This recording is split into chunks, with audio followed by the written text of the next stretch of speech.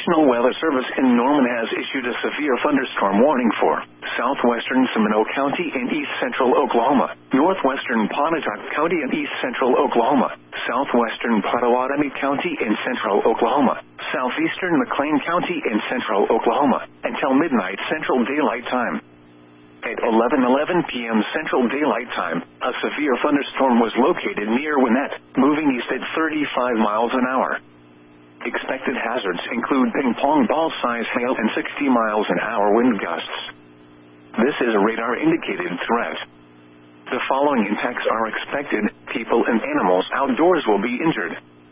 Expect hail damage to roofs, siding, windows, and vehicles. Expect wind damage to roofs, siding, and trees. Locations impacted include Byers, Francis, Lima, Winnett, Maud, Kanawha, Asher, Molegs, St. Louis, Trousdale, and Byam. For your protection, move to an interior room on the lowest floor of a building. A tornado watch remains in effect for the warned area.